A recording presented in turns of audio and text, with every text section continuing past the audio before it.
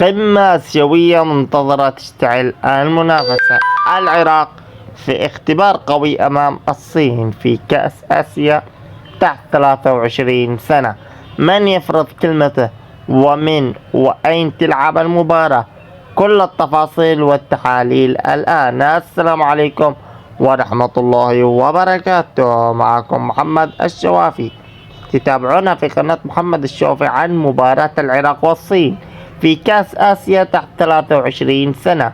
ليست مباراة عادية، بل مواجهة مفصلية قد تحدد مسار المجموعة بشكل كبير.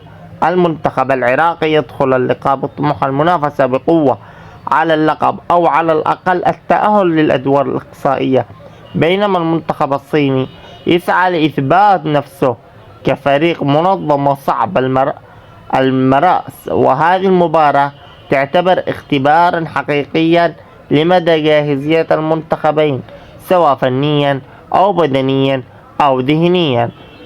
المنتخب العراقي تحت 23 سنة يمتلك تاريخ قوي في هذه البطولة، وسبق له تحقيق اللقب، ما جعله دائما من المنتخبات المرشحة للمنافسة.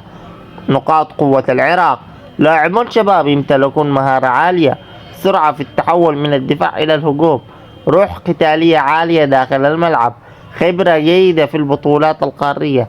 العراق غالبا يعتمد على الضغط العالي واللعب الجماعي مع استغلال الأطراف الكرات الثابتة. منتخب الصين تحت 23 سنة.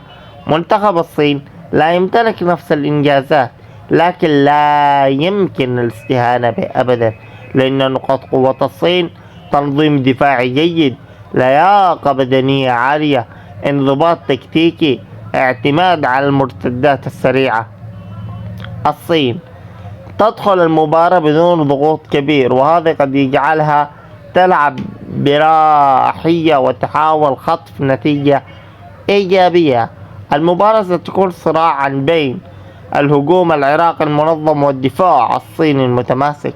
العراق سيحاول السيطرة على الكرة وفرض إيقاع مبكر والتسجيل في الشوط الأول لتسهيل المهمة، بينما الصين ستعتمد على إغلاق المساحات وتقليل الأخطاء واستغلال أي هفوة دفاعية.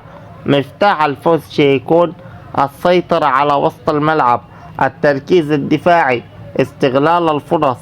المباراة قد تشهد بداية حذر وضغط عراقي متواصل ومحاولات صينية عبر الهجمات المرتدة.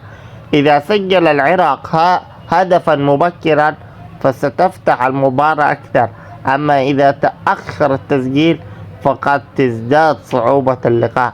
النتيجة المتوقعة: فوز العراق بفارق هدف أو يمكن هدفين، أو تعادل إيجابي إذا أحسن المنتخب الصيني الدفاع. أما إذ لم يسجل العراق بالبداية فإن الصين يمكن أن تفرض هيبتها. لماذا يجب متابعة المباراة؟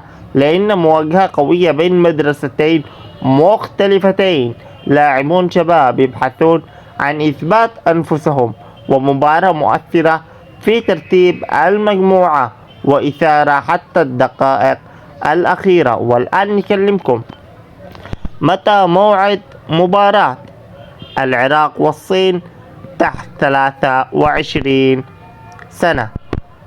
طبعا المباراة بتقام ب8 يناير 8/1/2026 الساعة 2:30 ظهرا بتوقيت العراق واليمن والسعودية والأردن وسوريا والعراق، طبعا ضمن منافسات قلنا كأس آسيا تحت 23 سنة في الجولة الأولى من البطولات.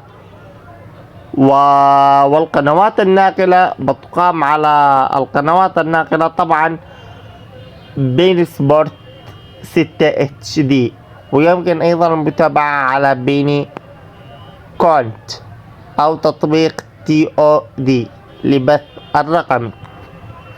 وفي الختام، مباراة العراق والصين في كأس آسيا تحت 23 سنة هي واحدة من أبرز مباريات الجولة الأولى، وتحمل الكثير من الندية والإثارة. هل ينجح أسود الرافدين في بداية قوية، أم يكون للصين رأي آخر؟ اكتب توقعك في التعليقات، ولا تنسى دعم الفيديو باللايك والاشتراك لمتابعة كل جديد عن كأس آسيا تحت 23 سنة. ودمتم في أمان الله وحفظه.